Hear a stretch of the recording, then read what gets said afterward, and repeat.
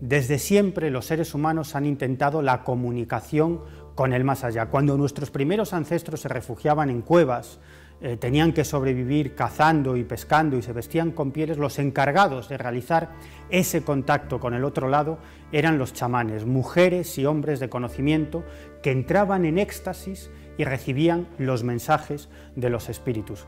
Con el paso del tiempo, con el paso de los siglos y de los milenios, estas técnicas de contacto se fueron refinando.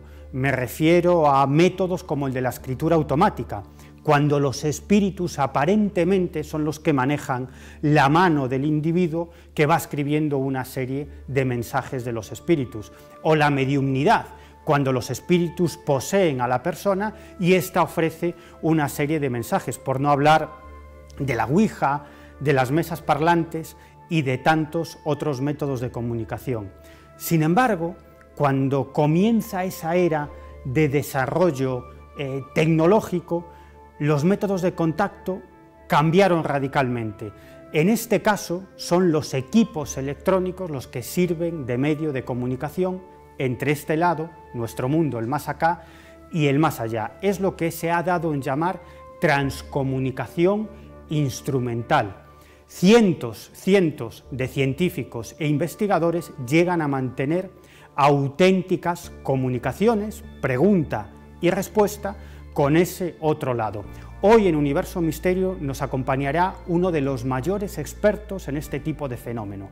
Se llama Carlos Fernández, él es periodista, es técnico en electrónica y él ha formado parte de uno de estos grupos de transcomunicadores. Él nos contará sus experiencias, pero por supuesto también escucharemos esas voces, esas conversaciones que aparentemente a través de equipos electrónicos mantienen los espíritus, como digo, con científicos e investigadores.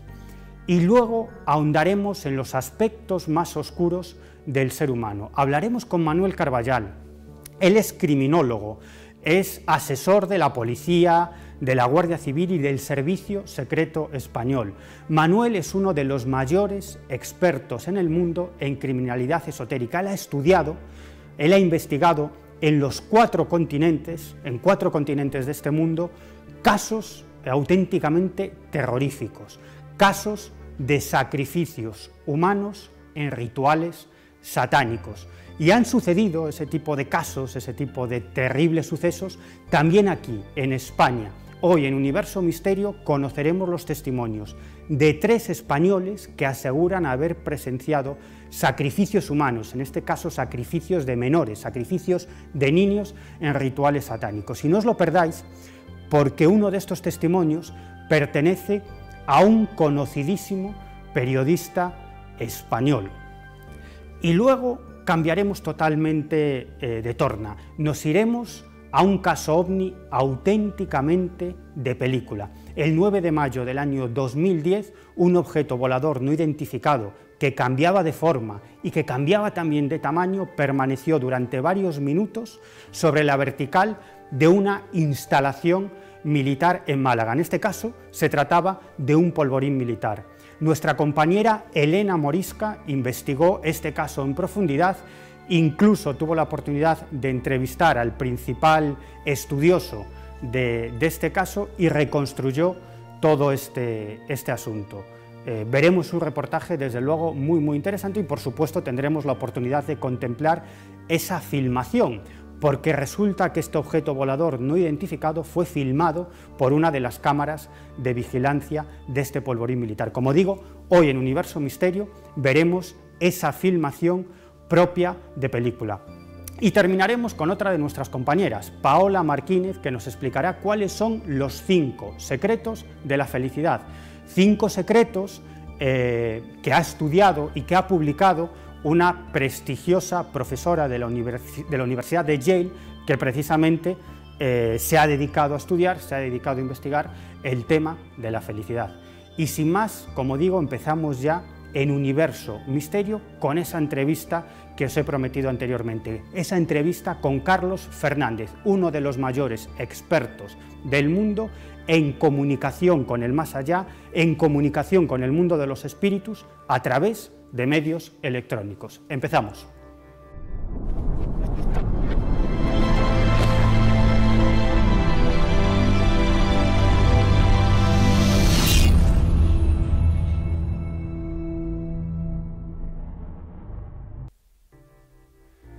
Hoy tenemos con nosotros en Universo Misterio a un invitado absolutamente excepcional. Él se llama Carlos Fernández y es uno de los grandes investigadores de todo este tipo de temáticas que solemos tratar en este programa. Pero además es uno de los mayores expertos del mundo en transcomunicación instrumental.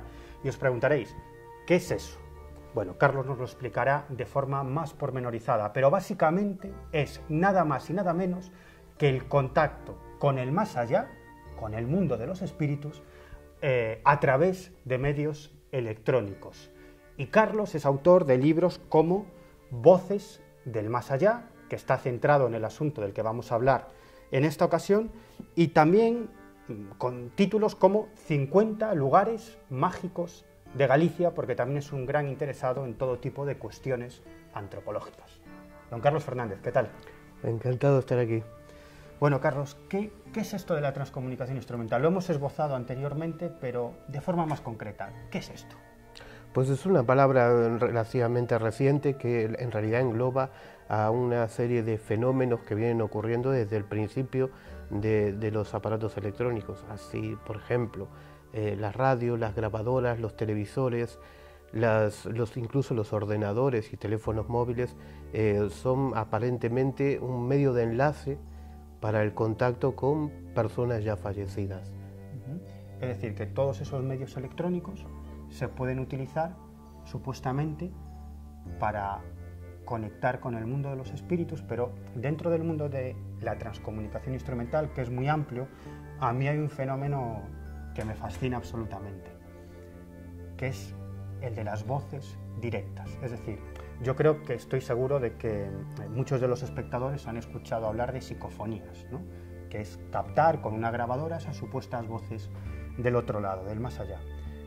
Pero en el fenómeno de las voces directas, la cuestión es mucho más interesante, porque se produce una conversación, un intercambio de información entre el más acá, entre nosotros, y el otro lado. Y tú precisamente empezaste a investigar también en el campo de las psicofonías, pero también en este tema de las voces directas. ¿Cómo empezaste en este asunto? Pues en el año 1997 un grupo de personas que contactamos, decidimos comenzar una investigación. En principio era relacionada con las psicofonías, psicofonías y psicoimágenes. Psicoimágenes, imágenes supuestamente sí, del otro lado. Del otro lado, es la versión, digamos, en imagen de las psicofonías. De eso hablaremos en otra ocasión. Muy bien, pues comenzamos una investigación metódicamente, pues 2 o 3 veces por semana, donde intentábamos captar esas voces psicofónicas. Y hubo resultados interesantes. Éramos 5 personas, que no siempre estábamos todos, pero que regularmente realizábamos esta experimentación y que había, con el paso de las semanas, había dado sus primeros frutos. Para grabar las psicofonías utilizábamos, por indicación de otros expertos internacionales, utilizábamos unas radios desintonizadas como ruido de fondo.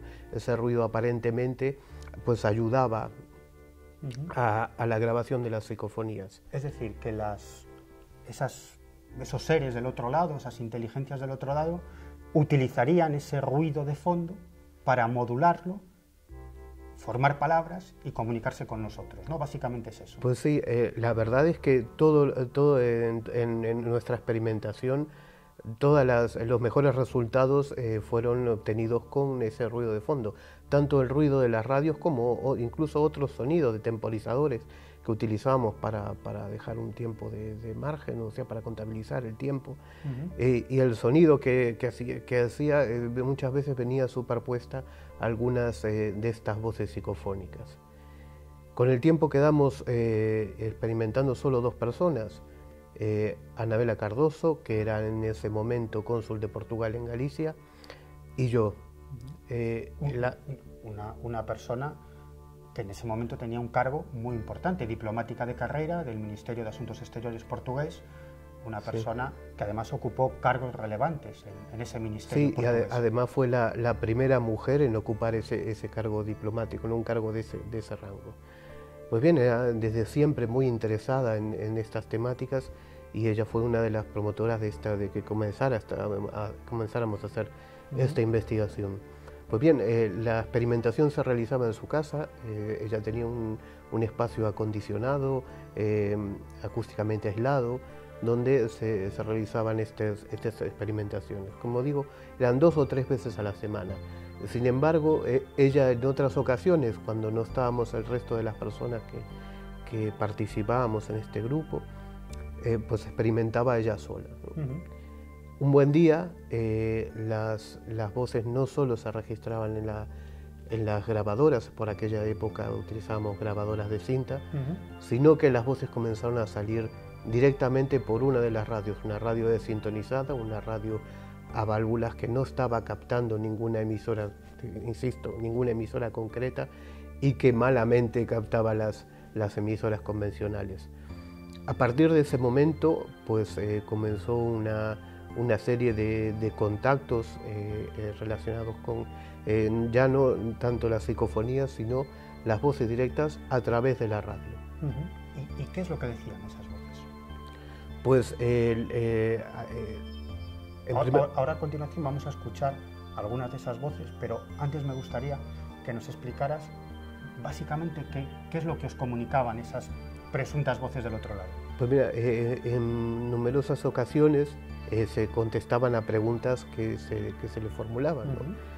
Por ahí no, con un lenguaje no totalmente como estamos hablando tú y yo, sino con un lenguaje diferente, ¿no? Pero que en todo caso inequívocamente estaban interaccionando con nosotros, estaban contestando a preguntas, ¿no? O hablando de temas relacionados a lo que nosotros nos inquietaban o nuestras dudas. Pues bien, en un momento dado, pues esta experimentación, el grupo prácticamente quedamos, como decía Anabela Cardoso y yo. Yo por cuestiones de trabajo no podía estar tanto tiempo allí, y digamos que todo el protagonismo de esa experimentación y de ese contacto aparentemente con el más allá, pues lo asumió Anabela. Yo me estoy acordando de una de esas grabaciones en las que se empieza a escuchar unos sonidos que parecen surgir de esa radio, no se escucha muy bien, y Anabela comienza a gritar. Y hay una voz que dice algo así como en portugués, porque se comunicaban con ella en español, en portugués, en inglés.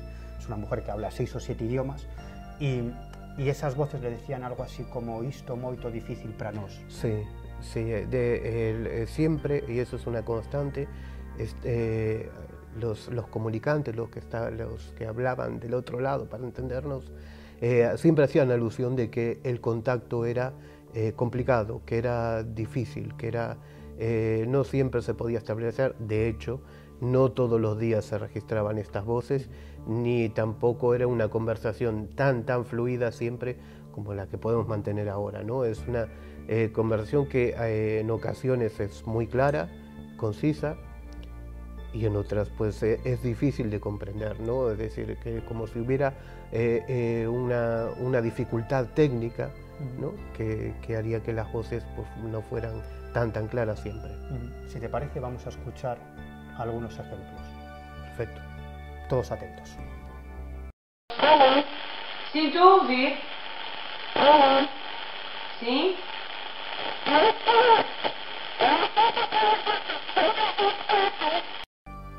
¿Qué acabamos de escuchar, Carlos? Pues esta es una de las muchas grabaciones que realizó Anabela de esos contactos a través de la radio. Se escucha la voz claramente que llama Bela, que era un nombre un diminutivo que con la que su familia le llamaba Anabela, ¿no? Cuando era pequeña. Ella identifica esta voz o este contacto aparentemente con el de una de sus abuelas fallecidas, ¿no? Ahí se ve muy claro la interacción, ¿no? Es decir, la voz surge de la radio, la llama por su nombre y ella contesta, y la conversación sigue luego con el paso de los minutos se va deformando, se hace a veces por momentos difícil de entender, pero esta primera parte de la que hemos traído este fragmento es muy clara y queda clara esa interacción, ¿no?, entre los comunicantes del otro lado y Anabela Cardoso. Vamos a volver a escucharla. Sinto ouvir. Sim?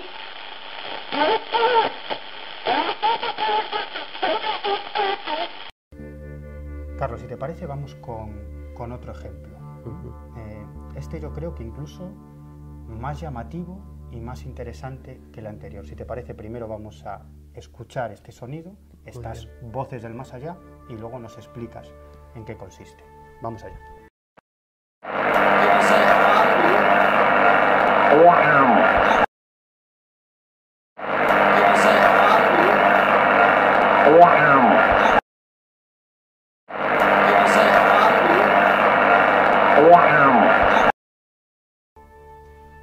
How are you? ¿Qué es esto, Carlos? Pues bien, la fama, digamos, la trascendencia de los contactos de Anabela Cardoso a través de sus radios en esta experimentación, pues llegó a oídos de estudiosos internacionales. Entre ellos, uno de los que se escucha en La Voz, que fue presidente de la Sociedad Psíquica de Investigaciones Psíquicas de Londres, la más famosa y más antigua que estudia este tipo de fenómenos. Y David Fontana decidió participar, o pidió participar en una de estas experimentaciones en las que había este contacto. Y traía preparada una pregunta sin decirle nada a Anabela. Le pidió a los comunicantes que dijeran o que repitieran "How are you?", que era ¿cómo estás?, ¿no?, en inglés. Inequívocamente, se puede escuchar en La Voz, inequívocamente la voz responde con intensidad "How are you?". How are you? Vamos a volver a escucharlo.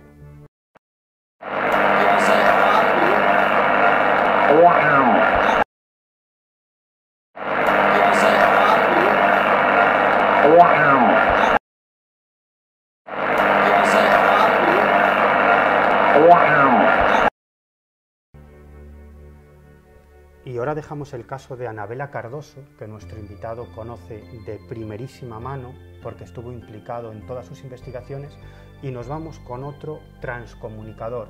Este, si cabe, ha logrado todavía resultados mucho más espectaculares. Me estoy refiriendo a Marcelo Bacci. ¿Quién es Bacci? ¿Quién es Marcelo Bacci, Carlos? Pues Marcelo Bacci es un experimentador que primero comenzó grabando psicofonías. Primero fue medium, se interesó por los contactos espíritas a través de la mediunidad, de los métodos clásicos de mediunidad, para luego, en los años 70, tras haber conocido el fenómeno de las psicofonías, experimentar con aparatos técnicos. Y de las voces grabadas en cinta magnética en aquella, pues pasó a de las radios. Y en su centro de experimentación en Grosseto utilizaba una vieja radio a válvulas, una radio que era prácticamente... con la que, sin embargo, hablaban diferentes voces, o surgían diferentes voces, todas ellas que se identificaban con el más allá. Pues bien, en las sesiones de experimentación de Bacci, no solo acudían experimentadores, estudiosos, sino que participaban también muchas personas en duelo, personas que habían perdido a un familiar querido, y en las que intentaban o estaban presentes con el fin de poder, si por casualidad alguno de aquellos seres queridos que habían fallecido, pues se manifestaba a través de las radios de Bacci. Y lo cierto es que se manifestaban en muchísimas ocasiones. Sí, en más de una, sí, en muchas ocasiones. Incluso el propio Marcelo Bacci pedía, ¿no?, que si en alguna ocasión que se manifestara o si podían participar estas personas que habían fallecido, para consuelo para aliviar el duelo de las personas que acudían a estas sesiones de experimentación. Y además eran sesiones absolutamente espectaculares, porque como tú muy bien explicabas, iba mucha gente que había perdido un ser querido, sobre todo padres, muchos padres a los que le había fallecido un hijo de corta edad, y por lo tanto en esa habitación, en ese salón donde Marcelo Bacci llevaba a cabo sus sesiones, pues digamos que los sentimientos estaban a flor de piel, pero luego los fenómenos eran muy espectaculares, porque aparecía generalmente una voz que daba un mensaje, una voz del más allá que se hacía llamar el sabio, que era una especie de filósofo del otro lado, y era esta voz la que iba dando paso al resto de los fallecidos, o a una serie de fallecidos que se presentaban ante sus seres queridos que estaban en la sala.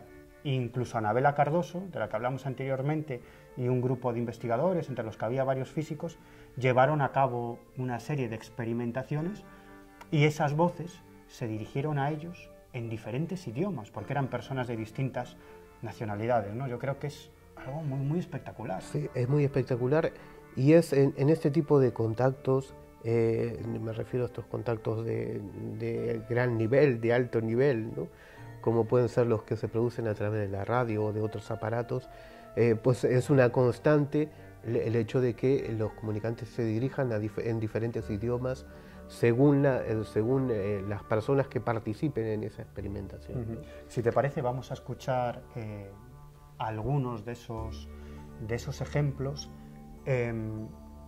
Este es absolutamente desconcertante.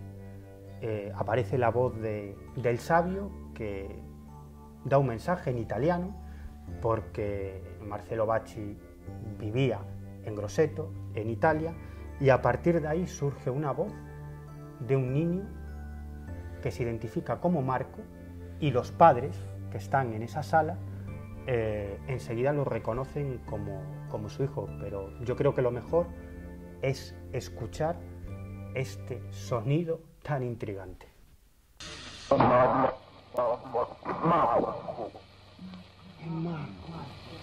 Chi è Marco? Ciao Marco, mi rispondi? Mi puoi dire se sei con papà? Marco, ti prego. Ciao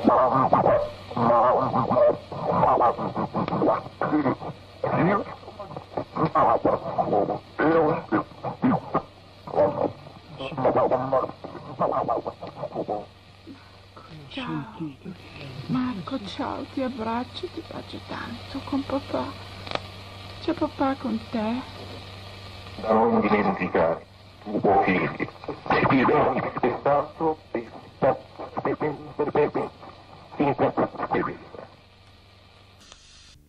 Mamá, mamá, soy Marco. ¿Qué es esto? Bueno, aquí en España es algo, nos parece raro, es algo poco habitual, pero en los países de Centro Europa, incluido Italia, ¿no?, y en otros muchos países, incluso Estados Unidos y en Sudamérica, es habitual que las personas en duelo o participen o tomen las riendas de este tipo de contactos. Aquí hablamos de contactos a través de medios técnicos, de radios en este caso, pero muchos padres en duelo pues utilizan otros medios más subjetivos, más clásicos, como pueden ser incluso la Ouija, la escritura automática u otros muchos, ¿no? Claro, pero ¿sabes qué pasa? Con la Ouija, con la escritura automática, siempre nos queda la duda de si hay algún estímulo del más allá, es decir, externo al ser humano, o es el propio inconsciente del individuo. Pero en este caso, sea lo que produzca este fenómeno, sean realmente seres del otro lado o la propia mente de la persona, lo que está claro es que interacciona con un aparato electrónico, es decir, que de algún modo algo está influyendo en una serie de equipos electrónicos. Aquí sí que hay una prueba de peso de que estamos ante un fenómeno extraño. Indudablemente, indudablemente. Mi conclusión, yo empecé con cierto escepticismo en relación a este fenómeno, y no me cabe la duda de que hay un fenómeno inquietante, un fenómeno desconocido detrás de esto. Es decir, que luego sean ese contacto con el más allá cualquier otra cosa pues está aún por dilucidar y hay opiniones, ¿no? Lo que sí es cierto es que la mayoría de los casos se identifican como personas fallecidas. Por eso es que esta es la hipótesis o la teoría más generalizada en cuanto a la procedencia de las voces, ¿no? Chiara, vamos con otro ejemplo, otra de esas voces que en su momento salieron de esa vieja radio a válvulas de Marcelo Bacci, que tiene una historia extraordinaria detrás. Pero primero vamos a escuchar este ejemplo sonoro. Cosa vuoi dire? Ce l'hai chiamato? Con questo legame è meraviglioso. Vuol dire che è diverso. Chiara. Sono 2 anni! Io voglio sapere se tu sai. Chiara, ¿cuál es la historia de esta voz, Carlos? Pues esta voz es parte, junto con otras muchas grabadas en diferentes sesiones, de experimentación en el laboratorio de Bacci, que motivaron una investigación yo creo que única o prácticamente única. Con este material, con estas voces de aparentemente Chiara Lenzi manifestándose a través de la radio de Bacci y otras que tenía su propio padre, Giuseppe Lenzi, grabadas en vida de su hija. En un contestador automático, creo, En un ¿no? contestador automático se realizó una comparación de voces, una comparación entre las voces de cuando estaba viva y de cuando había fallecido. Este análisis lo realizó un perito italiano, Daniele Goulart, que trabaja para los juzgados de Bolonia, especialmente en esa especialidad, en el reconocimiento de imágenes y de voces, y sorprendentemente las voces, tanto de Chiara, tanto de viva como de una vez fallecida a través de la radio de Bacci, se asemejaban en un 95% o más a algo que, según me decía el propio Daniele Goulart, es algo inusual, incluso en todos los casos que había contrastado voces, incluso en situaciones normales para los que él trabaja en el juzgado. Es decir, que esto incluso en Italia podría considerarse una prueba judicial. Pues sí, yo claro, le pregunté a Daniele si eso constituía una prueba, ¿no? Si esto fuera un juzgado y dijéramos, pues las voces de Chiara Lenzi, una vez fallecida, y las del otra, corresponden a la misma persona, si esto va a un juzgado, ¿qué pasaría?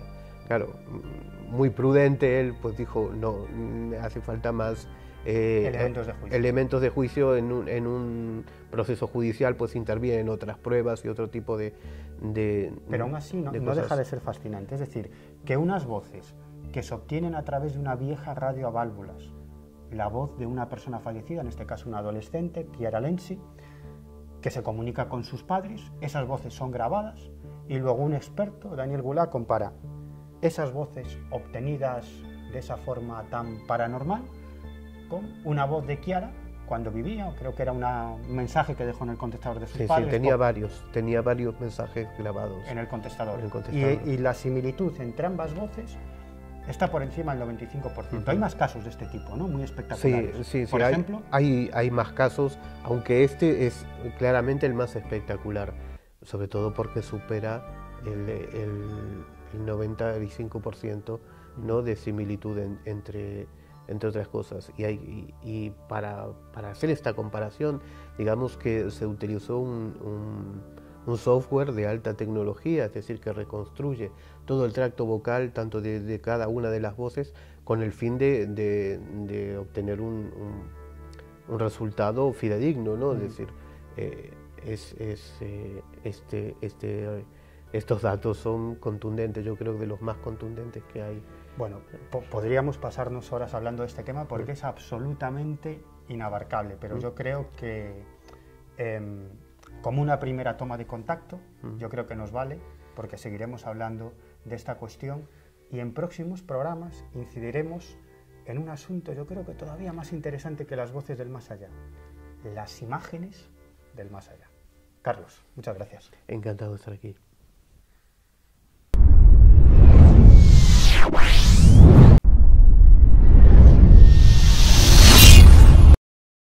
A veces me preguntan si no tengo miedo de investigar asuntos como los contactos con el más allá o las apariciones fantasmales, y yo siempre digo lo mismo, que los que me dan verdaderamente miedo son los vivos y no los muertos.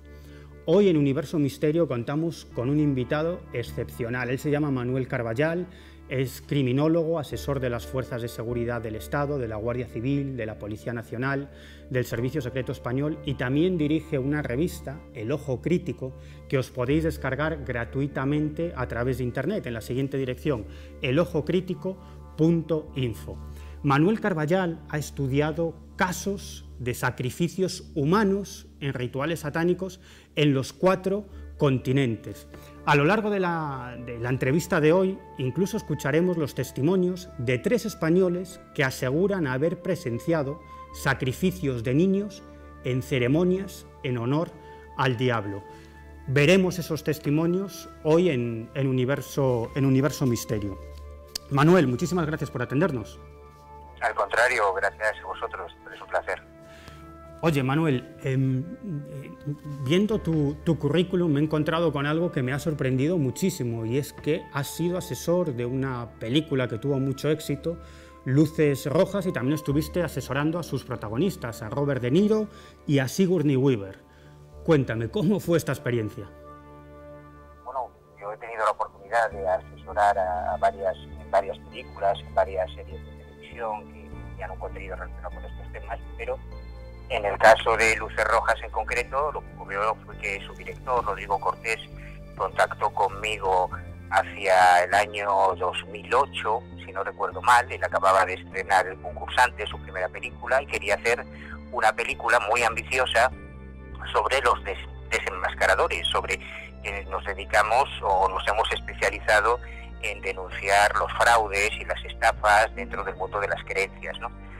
Inicialmente el proyecto era una película como El Concursante, una producción española, pero en ese lapso, o sea, tuvimos varias reuniones, yo le expliqué un poco algunas de mis experiencias en distintos casos, que además incluyó en la película, está llena de alusiones a casos que le había comentado, y en ese margen de tiempo, mientras él buscaba productor, le llegó el guión de Buried, de Enterrado, que nadie se atrevía a hacer en Hollywood. Él se atrevió a hacerlo, fue un éxito mundial, que lo convirtió en un director de culto, y esa es la razón por la que en el año 2012, cuando vuelve a contactar conmigo para empezar ya el rodaje de Luces Rojas, en vez de encontrarme con actores españoles y demás, me encuentro con un elenco de estrellas internacionales sorprendente. Inicialmente yo... Y Robert De Niro, nada más y nada menos, ¿no? Y Cillian Murphy, que quizás es un poco menos conocido, pero bueno, cuando decimos el psiquiatra loco de Batman, todo el mundo lo identifica, ya le pone cara. Bueno. Inicialmente yo tenía que trabajar con Cillian, pero bueno, al final, como había varios efectos de ilusionismo que tenía que incluir en la película, terminé también trabajando con Robert De Niro. Bueno, pues vamos al asunto que nos ocupa, si quieres, Manuel, que es bastante más oscuro de esto que acabamos de hablar, ¿no? De la película Luces Rojas. Hace poquito publicabas en la revista Año Cero un amplio dossier, un amplio artículo que titulaste Sacrificios humanos en nombre de Satán. Esto puede parecer propio de la ciencia ficción y en muchos casos se trata de habladurías, de leyendas urbanas, pero lo cierto, Manuel, es que hay casos en los que parece que sí se han producido sacrificios humanos en ceremonias en honor a Satán, y además la última información sobre este asunto proviene de Brasil, cuando en enero de 2018, es decir, hace poquito, la policía brasileña detiene a un individuo de nombre Silvio Fernández Rodríguez, el líder de una organización llamada Templo de Lucifer, y este hombre y algunas personas más han sido detenidas y acusadas nada más y nada menos que de sacrificar a 2 niños durante una ceremonia satánica. Cuéntanos, Manuel, ¿quién es este tipo? ¿Quién es Silvio Fernández y cómo empezó la policía a investigar este asunto? Bueno, Silvio Fernández es un viejo conocido de quienes estudiamos la demonolatría, los los cultos al diablo, las sectas satánicas. Es un tipo que ya hace muchos años instauró en Brasil la primera delegación del Templo de Lucifer. En principio todos pensábamos que era simplemente un negocio, un sacacuartos, como muchas de estas sectas, que el único objetivo fundamental es sacar la pasta a incautos, ¿no?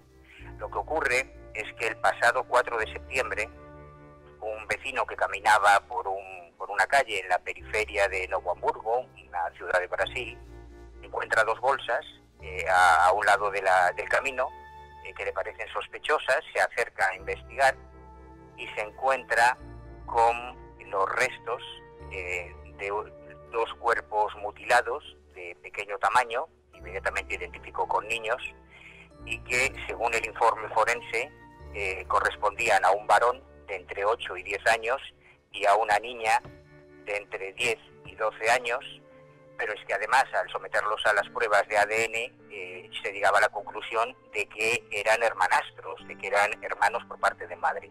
Inicialmente, la primera línea de investigación de la policía fue la de la violencia de género, la de un crimen machista, la de uno de estos hombres que por venganza a su expareja asesina a sus hijos. Pero cuando ellos comienzan a aparecer más restos, cuando se empieza a rastrear la zona, se encuentran otros restos, menos los cráneos de los 2 menores, y aparece una testigo que asegura haber presenciado la noche del presunto crimen una especie de ceremonia esotérica, mágica, un ritual satánico, decía ella. La línea de investigación cambia y es lo que dirige a los investigadores hacia el Templo de Lucifer, llegando a detener a 4 personas que ya están detenidas y hay otras 3 o 4 que están en este momento en orden de búsqueda y captura. Y precisamente en Corrientes, como muy bien acabas de comentar, en el año 2006 se demostró que efectivamente un niño había sido sacrificado en un ritual. En este caso, Manuel, los responsables no eran precisamente miembros de una secta satánica, sino de una secta quizás sincrética, ¿no?, que mezclaba elementos de diversas creencias, de diversos cultos, y que estaba comandado, al parecer, por una mujer que no estaba todo lo bien que debía estar de sus facultades mentales, ¿no? Sí, lo que ocurrió el 6 de octubre de 2006 es terrorífico, de verdad. No hay ninguna película de terror, no hay ningún guionista de cine capaz de imaginar lo que hicieron con Ramoncito, con este niño de 12 años, Ramón Ignacio González. Yo seguí toda la investigación en su momento, todo el proceso judicial, porque realmente parecía increíble, ¿no? En ese caso fue determinante el testimonio de otra menor que habría presenciado el secuestro de Ramoncito cuando se dirigía al colegio, y lo que hicieron con él. No vamos a entrar en detalles, solo diremos que antes de fallecer Ramoncito fue violado, fue mutilado, fue desmembrado, se hicieron toda una serie de cosas realmente espeluznantes que, si no son satánicas, pues yo no sé lo que es satánico, si no es lo que hicieron con él. Desde luego, te decía, Manuel, que desde luego, leyendo el informe pericial en el que podemos ver todo lo que hicieron con este niño, nos quedamos boquiabiertos. Si quieres, no vamos a entrar más en eso porque es terrible, ¿no? Simplemente decir que todas las barbaridades y torturas que a uno se le puedan ocurrir las llevaron a cabo con este niño de 12 años, que era un chaval de una extracción social muy pobre, y que precisamente se aprovecharon de esa circunstancia, ¿no? Este caso es también una historia de pobreza, de manipulación y de poder, ¿no?, de los que detentan el poder o de los que tienen más capacidades económicas sobre aquellos que son unos marginados absolutos de la sociedad. Y la pregunta es, Manuel, ¿qué justificación dieron en el juicio los miembros de esta secta, sobre todo la líder? ¿Qué justificación dio para llevar a cabo una barbaridad de este tipo? No te creas que en todos los juicios, por mucho que haya condena, hay una confesión. Ya sabes que las cárceles están llenas de inocentes, que todos dicen yo no he sido, ¿no? Y ellos lo negaron en todo momento, aunque una de las cosas que se encontró y que aparece en el acta de inspección ocular del domicilio de la Liebender era un libro de brujería, un libro de Magia Negra en el que se detallaban punto por punto precisamente todas las aberraciones que hicieron con Ramoncito y que tienen mucho que ver con la magia sexual, con el componente sexual de la misa negra. Lo que ocurre es que en este caso, como en otros casos similares, los oficiantes de esos rituales son unos paletos, unos auténticos ignorantes, sin ningún tipo de cultura esotérica, que no saben nada sobre la simbología ni de la misa negra ni de los rituales de brujería, y que hacen una interpretación literal y muy visceral, ¿no? En este caso, además, has puesto el dedo en la llaga, porque Ramoncito es un ejemplo perfecto de lo que el psiquiatra Robert Hart, que es una autoridad en la investigación de la psicopatía, a que yo tuve la suerte de conocer hace unos años en un congreso sobre psicópatas de asesinos en serie, él los define como menos muertos, refiriéndose a ese tipo de víctimas, prostitutas, mendigos, indigentes, gente de un estrato social bajo, que suelen ser las víctimas predilectas para este tipo de crímenes y otros, porque el autor supone que no va a haber un esfuerzo tan importante por parte de la policía para investigarlo como un caso de una persona que tiene una familia que le reclame o que tiene un estatus social más o menos alto. O sea que realmente, lo has dicho muy bien, en el fondo es una cuestión de poder. Y te decía, Manuel, que no solo en Latinoamérica, sino también en la vieja Europa y en países, sin duda, del primer mundo, como es el caso de Gran Bretaña, porque no hace tanto, en el año 2001, Scotland Yard investigó un caso también terrible, terrorífico, cuando parece que se descubrió en el Támesis los restos de un niño. En este caso era el tronco, porque faltaban las extremidades, faltaba su cabeza, y a partir de ahí, Manuel, la policía británica, Scotland Yard, inicia una investigación de película empleando las últimas tecnologías en el ámbito criminal, ¿no, Manuel? ¿Cómo fue este caso? Sí, pues efectivamente, en el año 2001 se encuentra flotando en el río Támesis el cuerpo mutilado y decapitado, no faltaban las extremidades del cráneo, de un menor de muy corta edad, de raza negra, que había aparecido ahí. El departamento de forenses de Scotland Yard hizo una autopsia fantástica, hicieron un trabajo, una pericia realmente notable, porque en base a los alimentos que había ingerido, en base a la ropa, un pequeño calzón naranja que llevaba, en base a todos los elementos que tenían, consiguieron radiografiar, digamos, los últimos días de este menor, al que llamaron Adam. El caso se conoce como el caso Adam. Yo lo estuve siguiendo en su día en Londres también, y llegan a la conclusión de que el menor había entrado en Gran Bretaña pocas horas antes de cometerse el homicidio. Cuando ellos llegan a la conclusión, además de que detrás de ese homicidio hay un móvil esotérico, hay un móvil ritual, claro, la conclusión es terrible. Es la misma conclusión que tiene ahora la policía brasileña, y es que el menor fue conducido a ese país exclusivamente para ser utilizado como víctima en un crimen ritual. En el caso de Adam se trataba de un niño nigeriano que habría llegado a Europa con ese objetivo, el de ser utilizado como ofrenda en un ritual.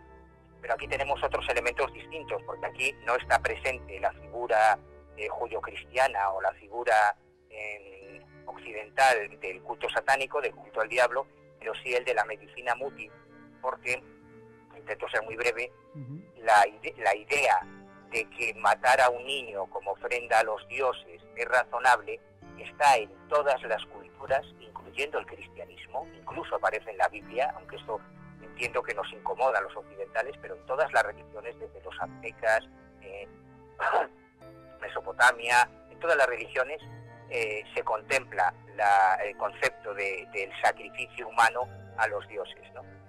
Obviamente en las religiones afroafricanas también, en el animismo africano también, y en ese formato de la medicina muti, y sobre todo en países como Nigeria, la idea del sacrificio de una persona o de un niño, preferentemente a los dioses, es algo que sigue vigente en pleno siglo XXI, cuando se producen todas las corrientes migratorias que llegan a Europa desde América Latina o desde África o desde Asia.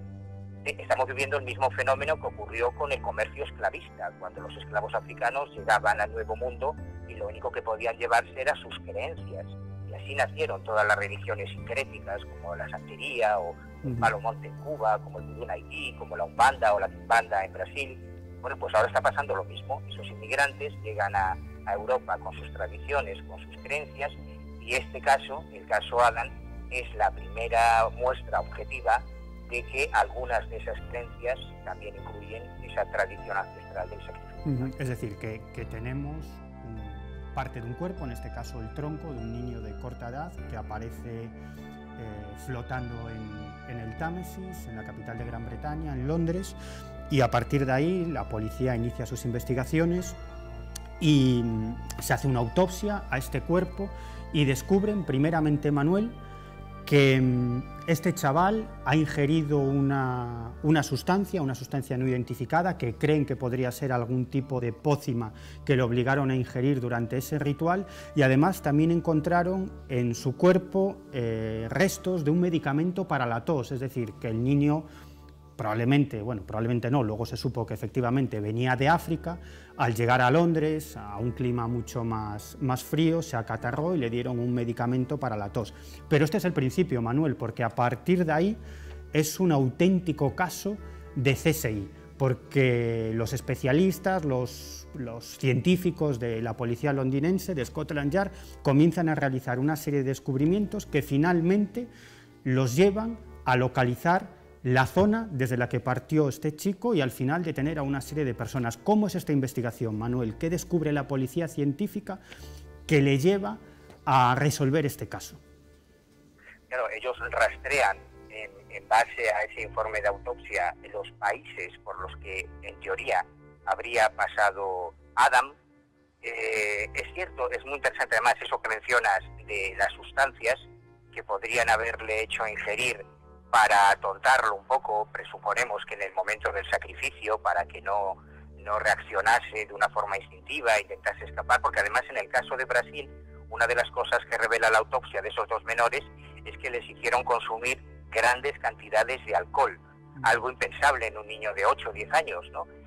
Se supone, la teoría es que es precisamente para eso, ¿no? Para que estuviesen atontados, para que estuviesen todavía más indefensos en el momento del ritual. En el caso de Adam, efectivamente la investigación llevó a Scotland Yard a localizar a los presuntos autores y el 29 de junio de 2013, en un operativo con más de 200 policías londinenses, se efectuaron 21 detenciones de una organización que estaba dedicada a la trata de blancas, al tráfico de seres humanos, y que además, como hacen casi todas las mafias de tráfico de seres humanos con niñas y con mujeres subsaharianas, utilizaban la brujería, los rituales de vudú para aterrorizarlas, o sea que ahí estaba la componente esotérica.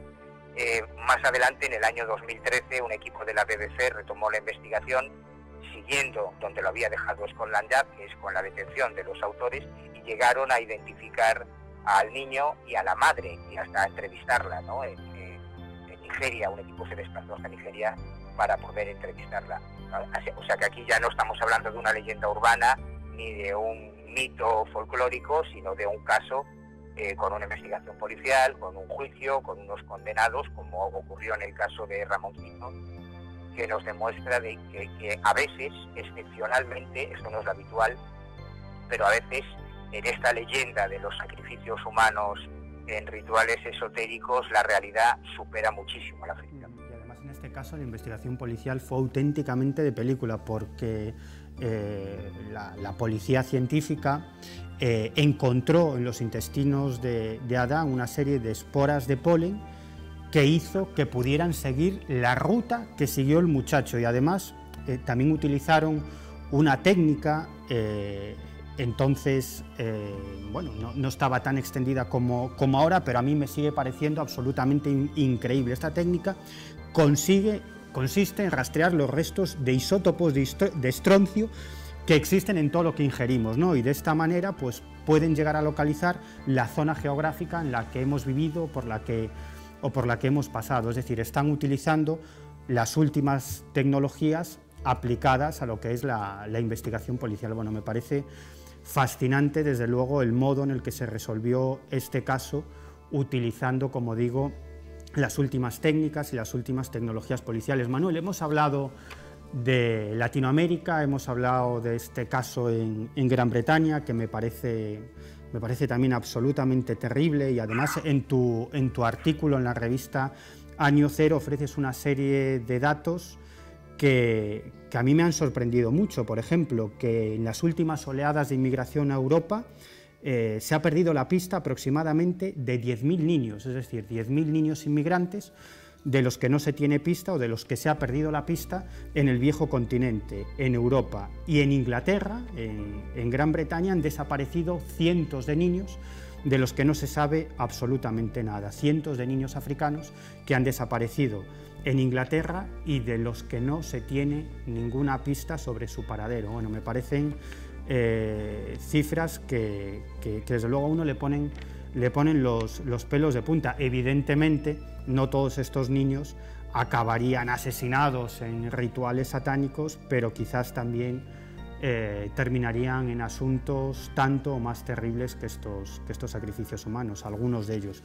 Y hemos dicho, Manuel, que hemos hablado de Latinoamérica, hemos hablado de Gran Bretaña, pero también aquí en España. Tú has seguido, Manuel, algunos casos de este tipo, de personas que aseguraban haber visto el sacrificio, una serie de sacrificios humanos en ceremonias satánicas, algunos en España, algunos fuera de España, pero todos estos testigos eran españoles. Tú nos has facilitado una serie de testimonios que obtuviste en su momento, y si quieres, Manuel, vamos a empezar por el de Rafael Valera.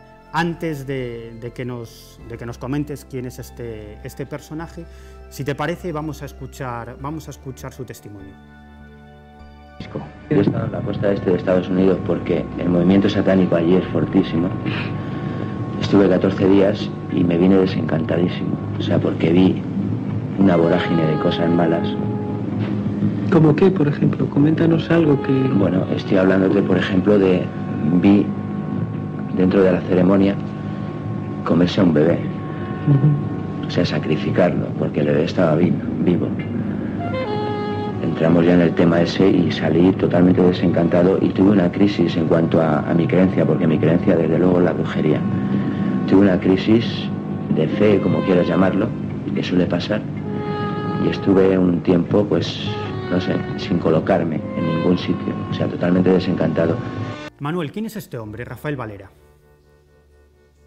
Rafael Valera fue uno de los primeros miembros de un culto luciferino o satanista que pudimos entrevistar cuando hacia 1992, si no recuerdo mal, Gabriel Carrión y yo estábamos trabajando en el primer libro que se escribía en España sobre los cultos satánicos, sobre las sectas satánicas, ¿no? Hicimos una investigación muy amplia.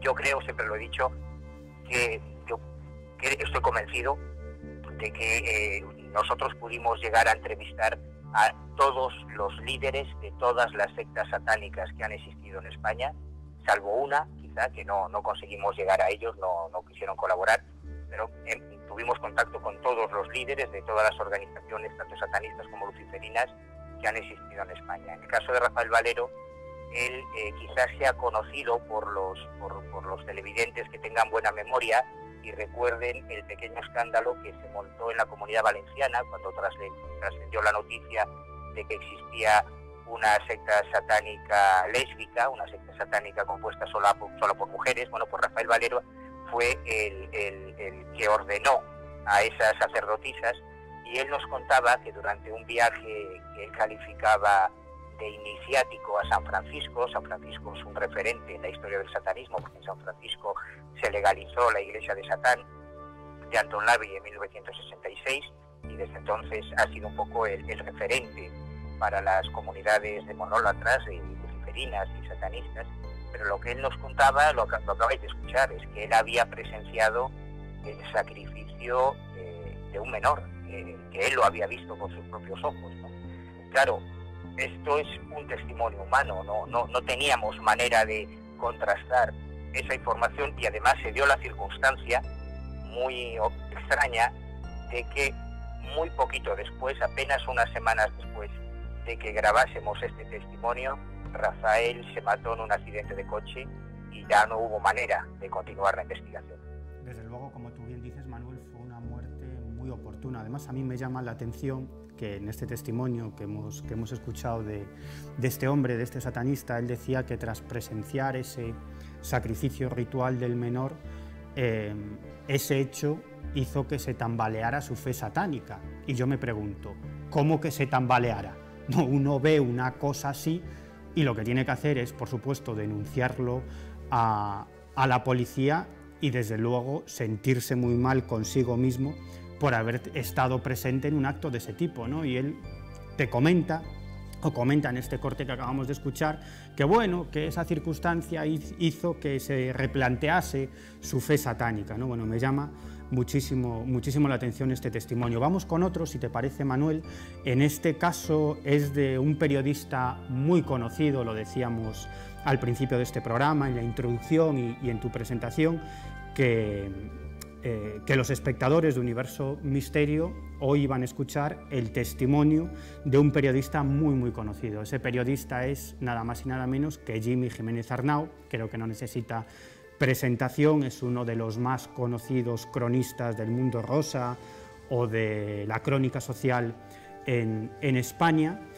Manuel, tuviste la oportunidad de entrevistarlo y él te contó nada más y nada menos que había presenciado muchos años atrás en Brasil un crimen ritual. Si te parece, Manuel, vamos a escuchar sus palabras y luego nos comentas alguna cosa. En Brasil hace ya muchos años, porque ha llovido mucho, tenía yo 19, hace 30 años exactamente, estaba mi padre destinado en Río de Janeiro, de embajador de España, y un amigo mío, se llama João Massinho, me dijo, te voy a enseñar una macumba, pero una macumba de verdad, no estas que hacemos en Copa, Ipanema, para los turistas, sino una macumba de verdad en una favela, en mi favela. Me llevó a su favela, me pusieron como una especie de túnica con capuchón, que iban casi todos así, y cuando vi que estaban todos en trance, primero degollaron unos cuantos pollos y unas cosas, y luego ya cuando el trance era absolutamente efervescente y paranoico, ¿no? Pues cogieron a un niño que por lo visto estaba enfermo, lo abrieron, le sacaron el corazón y lo enterraron en la arena, en la arena de la favela, en la tierra de la favela, en el piso, y le dejaron con una mano fuera. Acabamos de escuchar el testimonio de Jimmy Jiménez Arnau. En este caso, él asegura que presenció ese ritual, ese sacrificio de un menor, no en un contexto de un ritual satánico, sino en un rito, en una ceremonia de algún tipo de culto afrocubano, ¿no? ¿No es así, Manuel? Iba más bien por esta línea, ¿no? Sí, yo supongo que se trata, por lo que él describe, de un ritual de Macumba Quimbanda, la línea más dura de las religiones sincréticas afro-brasileñas. Yo allí coincidimos en un programa de televisión que se emitía en Antena 3, donde yo tenía una sección sobre criminología, sobre sucesos y crímenes. Jimmy era cronista social en ese mismo programa, y un día, escuchándome hablar sobre este tipo de cosas, me confesó que él había presenciado un ritual de estas características, ¿no? Que es lo que nos acaba de contar. Su padre era embajador en Brasil, y se dio la circunstancia de que tuvo la oportunidad de asistir a lo que acabamos de escuchar, que es muy difícil de comentar. Y ahora nos vamos, Manuel, con otro testimonio. En este caso es de una persona que se hace llamar la maga Lilith. Tú la has conocido muy bien, además es un incidente, es un suceso que tú investigaste muy profundamente. Vamos a escuchar el testimonio y luego vamos a entrar en este caso, Manuel, que conoces muy bien. Entonces comenzaron con toda la parafernalia de invocaciones, repiten mucho Ayu y repiten mucho tetragramaton, vibrándolo. Esto es constante. Invocamos a las fuerzas malignas en virtud de todo esto. Astarot, decían Leviatán, Belial, todos los iban nombrando, ¿no? Los iban nombrando. Entonces ella puso un caldero con unas llamas enormes y el fuego cambió de color. Ya están aquí, ¿no? Y bueno, después vino la parte esta sexual, en la cual se utilizó el flujo de Kali, y el esperma de Joaquín. Y todo esto se mezcló en el cáliz, en el cual también Cáliz puso su propia orina. Y todo aquello se mezcló también con ron. Supongo que lo del ron debe ser para suavizar el sabor. Entonces, la parte del sacrificio, Mary fue el brazo ejecutor, por así decirlo. Ahí no tengo yo ninguna duda, porque no fue Cáliz. Que no fue Cáliz, ni fue Joaquín, fue Mary. Fue ella. O sea, Cáliz no lo hizo. Entonces cogió un atamé ritual. Se invocaba mucho a Trisaurus, no sé si te lo he dicho esto, Trisaurus. Y entonces fue bastante directo, o sea, también te digo lo siguiente, allí no hubo sufrimiento. Bueno, aparentemente, no hubo sufrimiento. Fue muy rápido, muy rápido. Y entonces extrajeron vísceras, bueno, era aquello una carnicería, ¿no?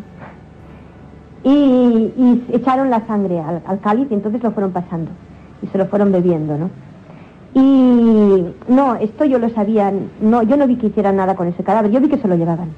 Entonces Cali me había comentado, porque yo esto se lo había dicho en alguna ocasión por curiosidad, yo le había dicho, bueno, en sacrificios, ¿qué pasa con los cuerpos? Sin especificar de animales o de personas. Dice, ¿tú eres tonta o qué? Dice, tú eres gilipollas, me dijo. Dice, es que tú no sabes lo que hacían cuando la Segunda Guerra Mundial, que no les interesaba dejar restos. Dice, utilizamos cal viva. Manuel, ¿quién es esta mujer? ¿Quién es la maga Lilith? Pues Lilith fue una de las informantes que tuvimos en esa investigación sobre las sectas satánicas en España, que te comentaba. Durante unos años, tanto mi compañero Gabriel como yo estuvimos contactando con todas las organizaciones, cultos y sectas satánicas del país. Nos entrevistamos con todos sus líderes. En Barcelona yo recuerdo que en un viaje realmente espeluznante tuve la oportunidad de reunirme con el presidente de la Iglesia de Satán, por ejemplo, en España, que era un criminólogo de Barcelona, con Raquel Joana, que era la líder de otra logia satánica en Barcelona, y con Lilith, que era una mujer muy sorprendente porque ella se consideraba una auténtica devota, una creyente en el satanismo. Había llegado incluso a traducir del latín el ritual de la misa negra para que cualquier español pudiese vender su alma al diablo, pudiese, en fin, contactar con el maligno según su sistema de creencias. Y a raíz de ese primer contacto continuamos escribiéndonos, continuamos manteniendo la comunicación, hasta que un día se pone en contacto conmigo, me dice que tome un avión, que me vaya a Barcelona, que no le diga a nadie a dónde voy, que tiene que contarme una historia terrible que ha vivido. Y hombre, la verdad es que no te desconfías un poco, ¿no? Que alguien te diga que coges un avión, que vayas a reunirte con una sacerdotisa satánica y no digas a dónde vas, no es muy tranquilizador. Entonces, yo le respondí que si realmente era tan importante, que se cogiese ella el avión y se viniese a Galicia. Así que nos reunimos en la Plaza del Obradoiro, recuerdo, delante de la Catedral de Santiago de Compostela, ya de noche, y me contó esta historia tan terrible, tan increíble, pero que a mí me impactó profundamente. De hecho, fue la primera vez en mi vida que hice testamento antes de irme para Barcelona para investigar el tema. El problema es que ocurre lo que ocurre en la mayoría de los casos. Yo puse toda la información en conocimiento del Cuerpo Nacional de Policía, se hizo una investigación, pero al no encontrarse el cuerpo, ella me decía que los cadáveres los hacían desaparecer con cal viva, que los disolvían y demás. El caso es que no se encontró ningún cuerpo y al final el tema no pudo ir a más porque no había pruebas empíricas, pruebas criminalísticas, pruebas forenses de que eso hubiese ocurrido. Sin embargo, ya como epílogo de esta historia, lo curioso es que unos años después me enteré de que Lilith había sido detenida por su implicación en otro asesinato y esta vez sí había sido condenada. Pero en este caso no se trataba de un asesinato ritual, digamos, ¿no? No, aunque tenía un trasfondo, porque ella como sacerdotisa satánica que era, tenía un trasfondo esotérico también, que tenía algo que ver con un grupo esotérico de Barcelona o algo así. Sí había una cierta componente, pero no estamos hablando de la supuesta secta Los Hermanos de Changó, que es a la que ella se refería cuando nos contó, cuando nos dio este testimonio tan espeluznante. Bueno, pero en En esta ocasión sí que hubo una investigación policial, como nos acabas de contar, pero no se llegó a ninguna conclusión, es decir, no se obtuvo ninguna prueba sobre la participación de Lilith y otras personas a las que acusaba en este ritual, en esta ceremonia, con sacrificio incluido. Manuel, muchísimas gracias por contarnos estas historias. Sabes que te admiro mucho, que he aprendido muchísimo de ti y espero que cada cierto tiempo podamos hablar aquí en Pride Channel, en Universo Misterio, de este asunto y de otras cuestiones de algún otro modo conectadas con el mundo de los crímenes rituales o con las investigaciones policiales vinculadas al mundo esotérico o paranormal, es decir, este tipo de cuestiones en las que tú eres un experto. Manuel, muchísimas gracias por atendernos. No, al contrario, gracias a vosotros, siempre es un placer. Hasta la próxima. Hasta siempre. Y a nosotros todavía nos queda muchísimo Universo Misterio. A continuación vamos a conocer un caso ovni de película, un caso ovni con implicación militar. Por favor, no os lo perdáis.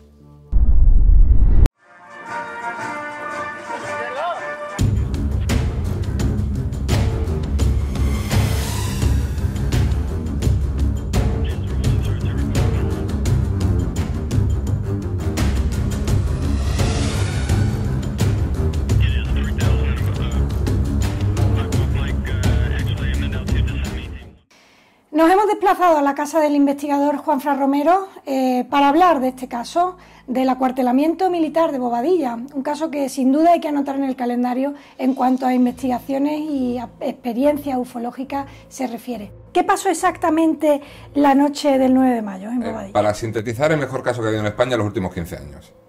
Ahí sintetizo muy rápido.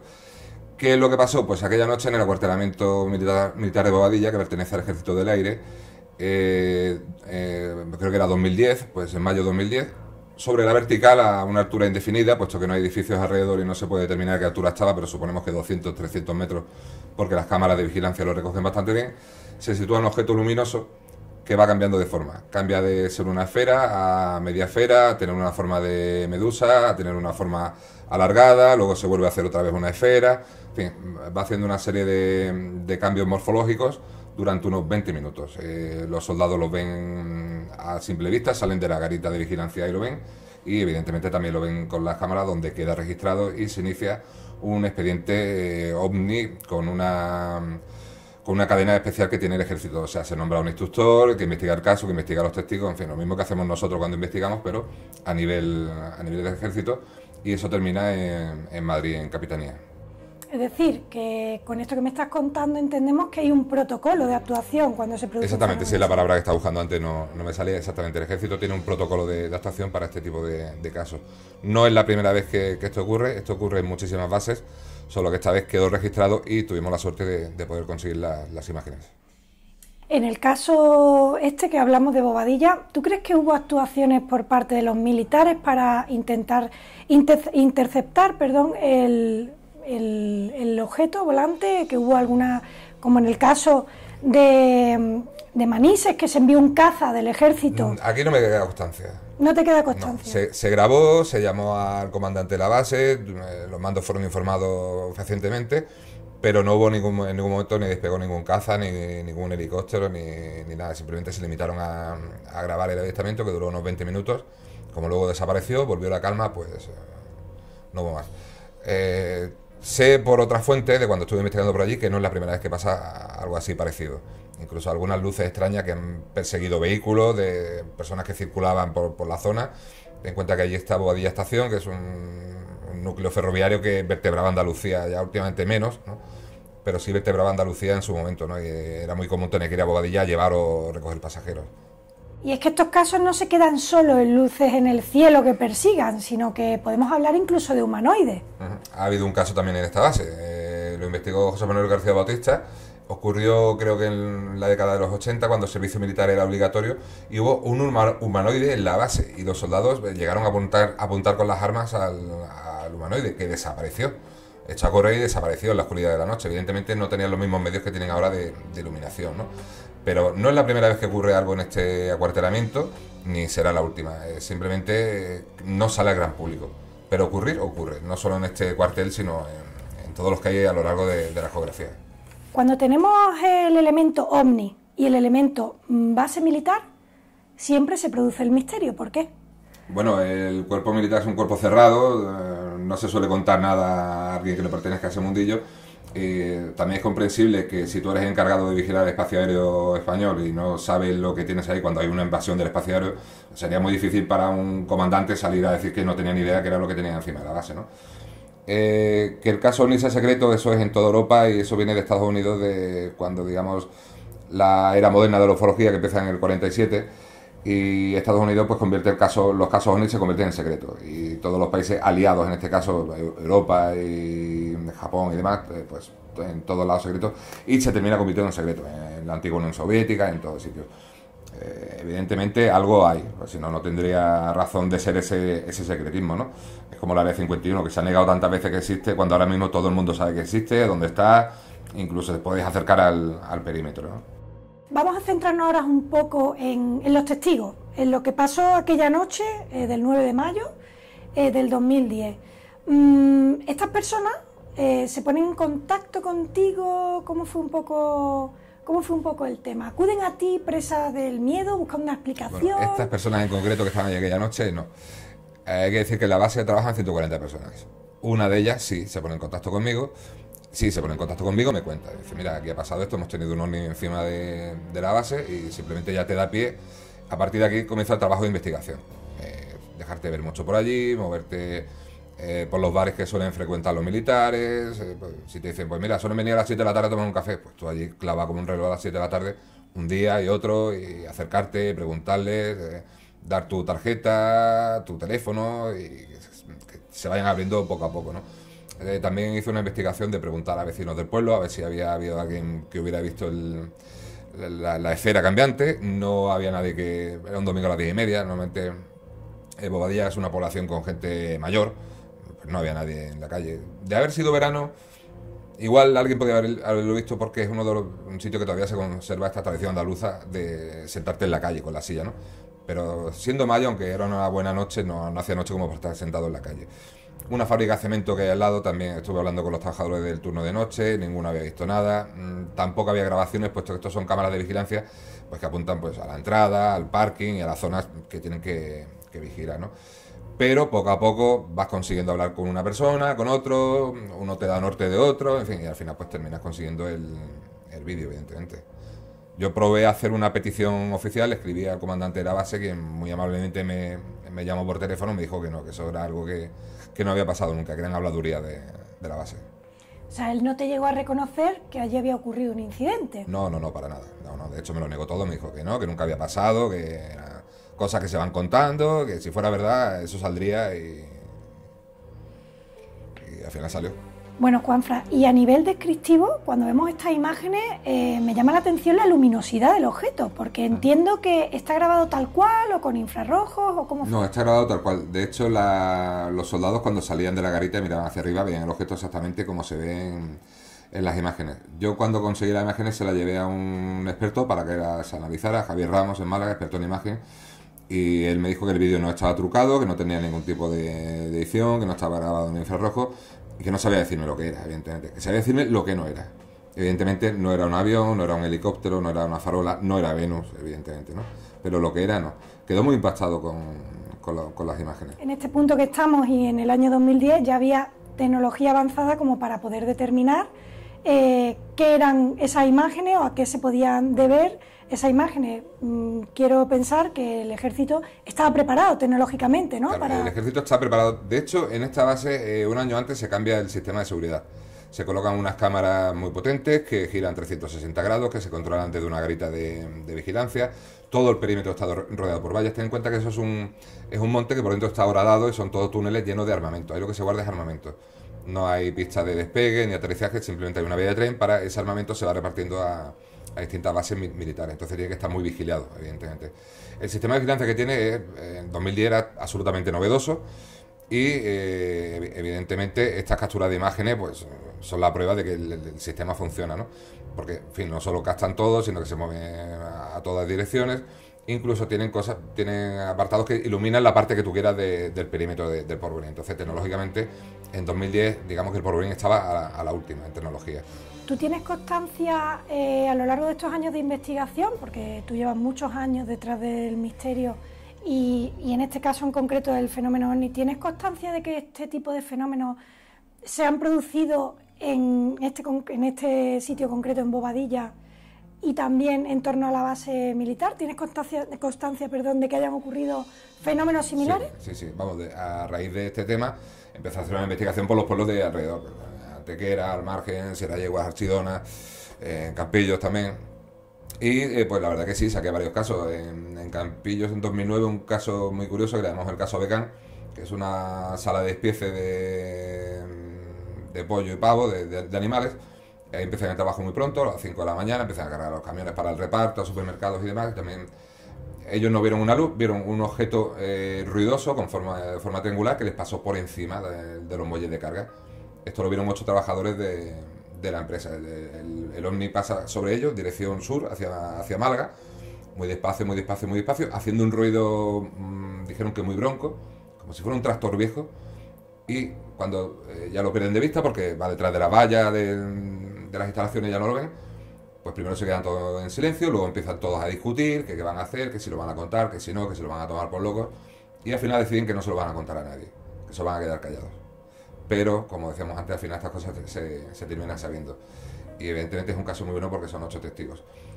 También localicé una pareja, una pareja joven, que se ha ido a un lugar apartado con su vehículo, a charlar un poco íntimamente, y también les apareció una luz, en este caso sí era una esfera que se dirigía hacia el coche, y cuando se dirigía hacia el coche se divide en dos y le empieza a rodear el coche.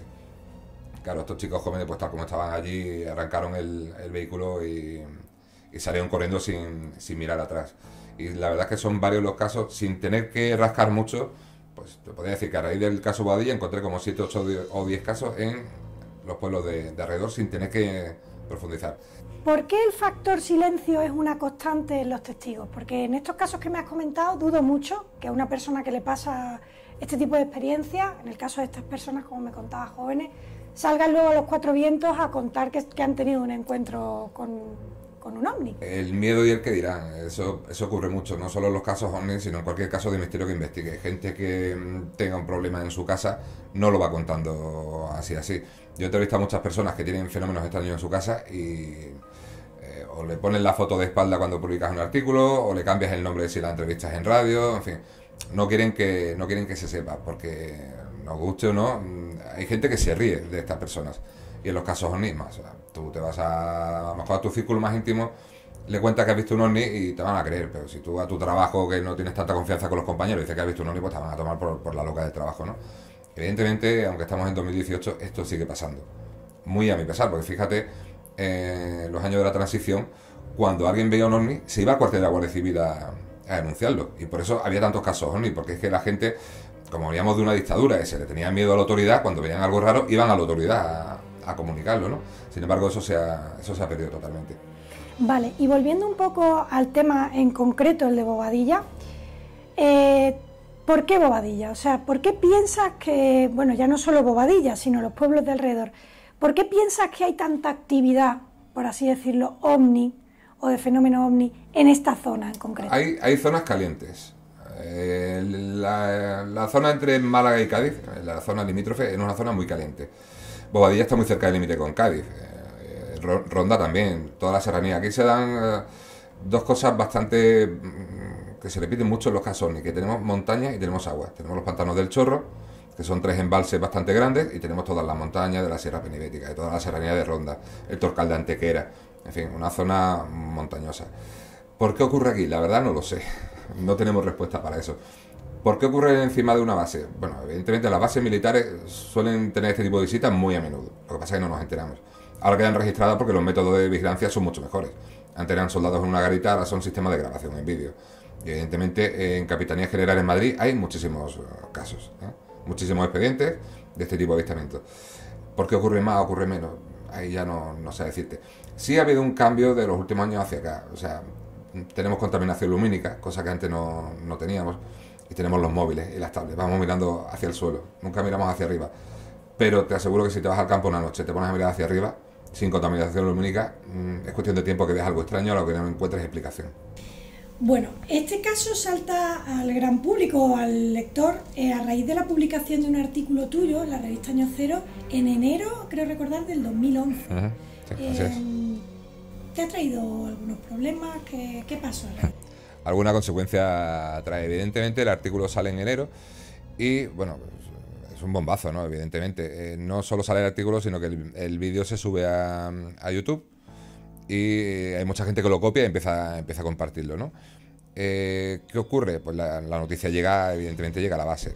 En la base había un comandante nuevo que lo primero que se encuentra es una revista encima de la mesa con un artículo de un caso OVNI y que además unas imágenes que han salido de allí cuando no tienen que haber salido, ¿no?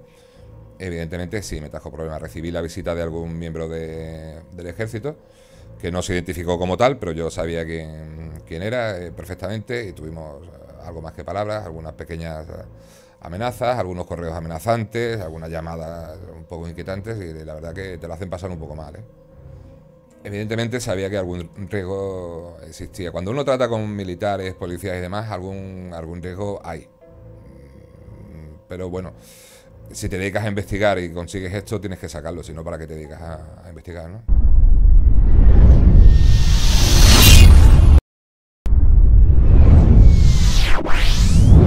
Ahora es el turno de nuestra compañera Paola Marquínez. ¿Queréis saber cuáles son los 5 secretos de la felicidad según la ciencia?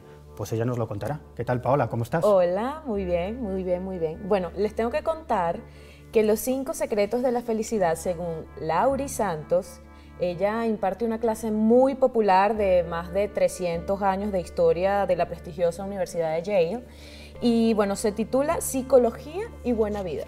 Es decir, que estamos hablando de una profesora de la Universidad de Yale, que es una de las universidades más prestigiosas del mundo y que además imparte, esta profesora, la clase más popular en toda la historia de la universidad. Correcto. ¿Cómo se llama la asignatura? La asignatura se llama Psicología y Buena Vida. ¿Y cuántos alumnos? Son más o menos 1.200 alumnos. 1.200 alumnos, sí, que se han apuntado a esta clase, ¿no? Sí. Bueno, todo un récord en la Universidad de Yale y en cualquier universidad. Sí, aparte de ellos... Antes te quería hacer una pregunta. ¿A ti no te parece, quería saber cuál es tu opinión, ¿vale? ¿A ti no te parece que casi todo lo que hacemos en la vida es para buscar esa felicidad? Es decir, cuando queremos triunfar en el trabajo o queremos conseguir una determinada pareja, es decir, ¿no te parece que siempre vamos buscando la felicidad, aunque muchas veces esa búsqueda de la felicidad nos traiga mucha infelicidad? ¿No te parece? Sí, yo creo que siempre estamos en la búsqueda de la felicidad, pero la felicidad no hay que buscarla.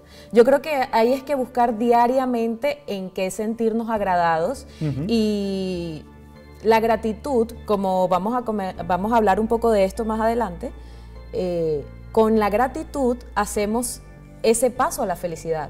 Es decir, que me estás hablando de la felicidad de las pequeñas cosas, ¿no? Es correcto. Es decir, no conseguir grandes logros, sino, pues oye, esto de ver un rato la televisión o leer un libro tomándonos un café o una charla con un amigo, yo creo que esto es felicidad. Exactamente. No, y es que va muchísimo más allá. Por ejemplo, hasta respirar. O sea, hay que agradecer respirar porque bueno, es algo mecánico que lo hacemos en el cuerpo, pero imagínense si no respiráramos. Claro, yo creo que somos unos privilegiados solo por estar vivos. Si quieres, en otra ocasión hablamos del milagro de la vida, ¿no? Es decir, muy bien, que tú y yo existamos y todos los que nos están viendo a través de la televisión, a través de Pride Channel, es un auténtico milagro. Sí. Pero si quieres vamos con esta profesora, Lauri Santos, que ofrece ese decálogo, esas 5 fórmulas para alcanzar la felicidad. Si te parece, empezamos por la primera. Muy bien. Bueno, la primera es hacer una lista de la gratitud. Como les comentaba anteriormente, hay que agradecer cada una de las cosas que nos pasan. Y ella lo que plantea es que cada noche, durante aproximadamente una semana, bueno, esto se lo recomienda ella directamente a sus estudiantes, que escriban una lista con las circunstancias de su vida con las cuales se sienten agradecidos. Y sé que siempre las personas piensan que es algo simple o que ¿qué voy a hacer yo escribiendo mi gratitud diaria? ¿Qué voy a hacer yo? Pero ahí recordamos, y lo dice también Lauri Santos, por qué estamos vivos, por qué toda bueno, lo que estamos hablando de la satisfacción de vivir y bueno, y esas pequeñas cosas. Claro, yo creo que muchas veces nos centramos en lo malo, ¿no? A todos nos pasan cosas malas, pero es cierto que este ejercicio de tomar un folio y escribir las cosas buenas que tenemos en la vida durante una semana, ¿no? Como dice esta profesora, al final nos vamos a encontrar con una lista bastante amplia y uno dice, hombre, pues soy bastante afortunado, ¿no? Dentro de lo que cabe, ¿no? Y aparte ella, bueno, ha comprobado con muchos de sus alumnos que son más felices. Tienden a ser más felices. Y es la idea, ¿no? En vez de buscar esta felicidad, buscar esas pequeñas cosas con las cuales somos felices. Ese es el punto 1. Ese es el punto 1. ¿El punto 2 cuál es? A veces no lo hacemos. A ver. Yo tampoco lo hago mucho. La verdad, debo confesarlo que no duermo las 8 horas al día. De hecho, hoy no las dormí, pero eso debe pasar. Entonces, el segundo punto es dormir al menos 8 horas al día. ¿Tú no duermes 8 horas al día? A veces sí, pero a veces, por ejemplo, hoy dormí 6 horas al día, pero hace una semana pude dormir 10. O sea, depende de la circunstancia, ¿no? Yo si duermo 5 ya es un récord mundial para mí. ¿Sí? ¿Qué te parece? Sí. Bueno, súper bien, porque la verdad, bueno, yo soy así, me gusta aprovechar el tiempo. Eso está muy bien, pero lo que nos dice la profesora Lauri Santos es que hay que dormir por lo menos 8 horas al día. Eso que ella cuenta que sus alumnos de la Universidad de Yale, que es una de las más prestigiosas del mundo, sus alumnos no duermen esas 8 horas porque están sometidos a una gran presión. Están currando todas esas materias y todo lo que... Una presión académica enorme. Pero ella les dice, tenéis que dormir sí o sí. Claro, sí. Y bueno, y también les dice que aumentar el tiempo de sueño disminuye la depresión e incrementa la gratitud positiva. Punto 3, meditar 10 minutos al día. Bueno, esta práctica y otras similares, según ella, genera paz y tranquilidad, eso que decimos nuestro centro. Porque meditando despejamos un poco la mente y bueno, eso que le llamamos la mente en blanco por unos minutos y nos olvidamos de esos problemas o de esas cosas negativas que no nos vienen muy bien. ¿Y tú, Paola, meditas o no meditas? La verdad es que no mucho. Yo no medito nada. No, yo tampoco. Ya te lo soy confieso. muy acelerada. O sea, se van a ir dando cuenta a través de que me vayan conociendo. Soy muy acelerada y todo es así, pero la verdad deberíamos tomarnos nuestro tiempo. Mira, yo una vez me apunté a un curso de meditación. Era porque me gustaba una chica que iba al curso de meditación. Ah, muy bien. No importa el medio, lo importante es que fuiste. Pero me quedaba dormido en las clases y el profesor me decía, ¿pero tú para qué vienes aquí? Y yo pensaba, si tú supieras... Claro, bueno. Si tú supieras viendo hacia el lado donde estaba la chica. Efectivamente, ese es el punto 3. ¿El 4? Vale, el 4 es más tiempo para disfrutar con la familia y los amigos. Yo creo que eso es fundamental. Sí. Sí, y bueno, también ella dice que diferentes investigaciones científicas muestran que provoca mayor sensación de felicidad y bienestar estar con los seres queridos. Sí. Fíjate, tú todavía eres muy joven, pero quizás cuando tengas unos años más, ¿vale?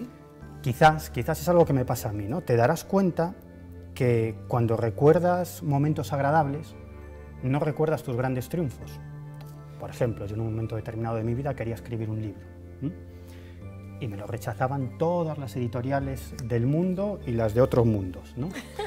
Y yo tenía esa ilusión, ¿no?, de publicar mi primer libro, y al final lo publiqué, conseguí publicarlo, y uno dice, bueno, ya está, no obtuve la felicidad absoluta. A partir de ahí vinieron otros muchos libros y me di cuenta que eso no era la felicidad. Y al final, cuando uno recuerda esos momentos felices, no son sus grandes éxitos, son momentos que aparentemente simples que ha compartido con sus amigos, pues una cena determinada, una noche que has salido y te lo has pasado muy bien, una conversación con una amiga, un amigo, un familiar, ¿no? Yo creo que eso al final son los momentos que nos quedan ahí que recordamos. Sí, y estos momentos en particular, bueno, a mí me encantan porque aparte viene un factor muy importante que es la risa. Ajá. Cuando estamos con nuestros seres queridos, con nuestros amigos, nos divertimos, reímos y esto también para mí es un camino muy cerca a la felicidad, esa que buscamos. ¿Sí? Y el punto 5, que me decías que no estabas muy de acuerdo. Sí, no, ya les contaré por qué. Es menos redes sociales y más relaciones reales. Bueno, para Santos no conviene engañarse con las sensaciones satisfactorias que ofrecen las redes sociales. Ella dice textualmente, no nos están haciendo tan felices como creemos. Mi recomendación, es decir, la de Santos, es desconectarse de las redes y dormir un poco más. Y sobre todo mantener relaciones más de tú a tú, ¿no? Exactamente, relaciones humanas, así como estamos tú y yo conversando. Claro, ella dice que lo de las redes sociales te provoca una sensación de bienestar muy momentánea, ¿no? Pero que en cuanto apagas la tablet o el ordenador o cierras el móvil, esa sensación de bienestar desaparece, y eso no ocurre con las relaciones personales. Es decir, cuando tú tienes una conversación interesante o agradable con alguien que conoces, yo creo que te vas a casa con una sensación de bienestar mucho más duradera, ¿no? Vale, y yo lo que te decía, no es que estoy completamente en desacuerdo, sino que también hay un muy buen uso en las redes sociales, y yo creo que más bien deberíamos invitar a nuestros espectadores a utilizar bien las redes sociales, porque más allá de no usarlas, que eso me parece que es muy anticuado, aparte ahorita tenemos a los millennials, que es la nueva generación activa con las redes sociales, creo que hay que saber utilizarlas, eso es lo más importante, utilizarlas correctamente, saber en qué momento debo despegarme del teléfono y en qué momento debo estar en el aquí y en el ahora. Y fíjate, este decálogo de 5 puntos que, bueno, según esta profesora de la Universidad de Yale, Laure Santos, provocan felicidad, coinciden en cierta manera con otro decálogo que en su momento escribió una mujer, Bronnie Ware, que es una experta en cuidados paliativos a enfermos terminales, es decir, que se dedica a cuidar, a hacer más llevaderos los últimos días, las últimas semanas, los últimos meses de vida de pacientes que tienen una enfermedad terminal. Y ella, a lo largo de su carrera, ha tenido la oportunidad de hablar con miles de pacientes terminales, y a todos ellos les preguntaba de qué se habían arrepentido en su vida. Y con esa información ella logró armar ese decálogo de las 5 cosas, las 5 cuestiones de las que más se habían arrepentido esas personas en sus últimos momentos de vida. Y Paola, estos 5 puntos coinciden en cierto punto o en ciertos aspectos con lo que enunciaba la profesora Laure Santos, ¿no? Vamos con estos puntos. Como digo, Bronnie Ware, experta en cuidados paliativos a enfermos terminales, ¿cuáles son esas 5 cosas que la mayoría de los enfermos terminales, de los pacientes terminales, se habían arrepentido de no hacer en sus vidas? Sí, bueno, vamos con la primera. Ojalá hubiera tenido el coraje de vivir la existencia que hubiese deseado. Esto es tremendo. Esto es tremendo, muy tremendo, porque no es la que otros esperan de mí, sino es lo que yo me reproché por no haber hecho. ¿Sabes cuándo, en qué circunstancias ocurría esto mucho? No sé si a ti te ha pasado. Cuando estudiabas, antes de entrar en la facultad, los profesores o tus padres te decían, oye, estudia esto que tiene mucha salida, ¿no? Es decir, que tiene trabajo, ¿no? Y uno pensaba, ¿por qué voy a estudiar esto si no me interesa nada, ¿no? Aunque tenga menos salida, si al final haces algo que te motiva, al final tienes muchas más posibilidades de trabajar en eso y de disfrutar haciendo ese trabajo, ¿no? Yo me he encontrado, conozco a muchas personas que han hecho esto, ¿no? Voy a estudiar arquitectura porque tiene muchas salidas, y al final están haciendo, bueno, digo arquitectura o cualquier otra cosa, claro. Al final están haciendo algo que no les motiva absolutamente nada. Ser lo que nosotros queremos ser, ¿no? Da igual si queremos ser fontaneros, mecánicos, queremos ser trotamundos o mochileros o multimillonarios, ¿no? Que cada uno quiera ser lo que de verdad quiere ser y que no se vea dirigido o presionado por familiares o por el qué dirán, ¿no? Ese es el punto 1. Sí, yo creo que, apuntando a lo que dices, hay algo muy importante que se llama la vocación. Entonces, esa vocecita que se nos mete en algún momento en específico en la vida, a muchos les pasa antes, cuando están más jóvenes, a otros ya cuando están un poco mayores, pero hay que escucharla. En el momento en que llegue la vocecita de la vocación, hay que escucharla y hay que seguir por allí, porque es mi experiencia, no lo sé, el camino a la felicidad va por allí. Vale. Yo, por ejemplo, para que entiendan un poco más, no quería ser actriz desde el principio, yo estudié comunicación audiovisual, me gradué, era muy contenta siendo periodista, y luego decidí ser actriz. Pero, y fue de repente, y yo decía, pero estaba contratada ya en un periódico en mi país, yo soy venezolana, y decidí dejarlo todo. Me inscribí en el taller y desde ese momento para acá soy actriz. Y no me importa lo que me digan, soy actriz y listo. ¿Y disfrutas con eso? Y disfruto, o sea, de verdad no me arrepiento en ningún momento de haber hecho esa decisión, de haber tomado esa decisión. Ese es el punto 1. ¿El punto 2 cuál es? Ojalá no hubiese trabajado tanto.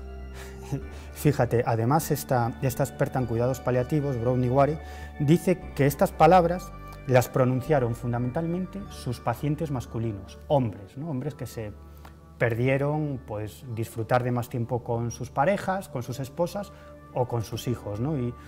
Y yo creo que esto es algo, Paola, de lo que nos vamos a arrepentir mucho, ¿no? Sí. De trabajar tanto. Sí. A veces uno puede vivir con un poco de dinero, pero no sin la compañía de las personas que queremos, que va muy unido a lo que estábamos hablando de la doctora Santos, de pasar más tiempo con la familia y los seres queridos. Ese es el punto 2. ¿Y el 3? Me hubiese gustado tener el coraje de expresar mis sentimientos. A veces estamos muy reprimidos y no queremos sacar todo lo que sentimos. Por ejemplo, bueno, es que eso nos viene ya desde pequeños con tantas limitaciones, no puedes hacer esto, no puedes hacer aquello.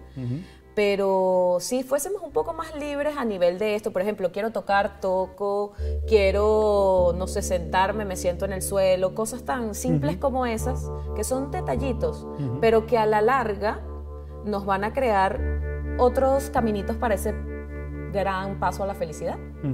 Fíjate, una vez a mí me llevaron a dar una charla a unos estudiantes de la Facultad de Periodismo aquí en la Universidad Complutense de Madrid.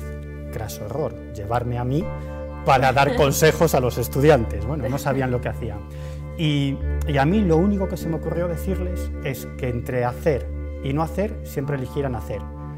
Hombre, siempre que lo de hacer no fuese tirarse por una ventana, ¿no? Es decir, en ese caso mejor no hacer, exacto, ¿no? Pero yo les recomendaba que siempre se atrevieran a hacer cosas, ¿no? En el plano laboral y también en el plano personal. Yo de las cosas que más me he arrepentido en mi vida es de no decirle a una chica que me gustaba, ¿no? Pues por timidez, por miedo, ¿no? Y luego lo pienso y digo, qué tontería, si el no ya lo tengo, ¿no? Exactamente. ¿No? Sí, a veces hay que lanzarse y ya está, ¿no? Y ya está. Ese es el punto 3. ¿Y el 4? Lamento no haber mantenido más contacto con mis amigos, que tiene mucha relación con el punto anterior. Claro. Los amigos son fundamentales, de verdad. Si yo no tuviera un amigo que tengo aquí, Daniel, si no lo tuviera de verdad, estaría creo que destruida. De verdad. Y el punto 5 es casi un resumen de los otros 4, ¿no? Desearía haberme permitido ser más feliz, que va aunado a todo lo que estamos hablando, porque todas estas pequeñas cosas pueden hacernos más feliz. Sí. Bueno, pues yo creo que no hemos podido resumir mejor estos 2 decálogos que de algún modo están conectados, ¿no? Muchísimas gracias. Tú, bueno, vendrás a más programas de Universo Misterio a contarnos cuestiones muy similares a esta de la que hemos hablado hoy, ¿no? Cuestiones prácticas y cuestiones muy curiosas que yo creo que van a sorprender a nuestra audiencia. Claro que sí. Ya saben, a hacer lo que dijo Miguel, eso es fundamental. Hacer y disfrutar de esas pocas cosas de la vida que nos hacen más felices. Así que no busquemos el camino a la felicidad llegará sola. Compañera, muchísimas gracias. A ti. Y hasta la próxima. Hasta la próxima. Hemos llegado al final del segundo programa de Universo Misterio. Hemos tratado asuntos esperanzadores, luminosos y otros terribles y oscuros, como la vida misma. Y ya sabéis, os quiero aquí el próximo jueves en la sintonía de Pride Channel de 11 a 12 de la noche. A todos os deseo de corazón paz y salud.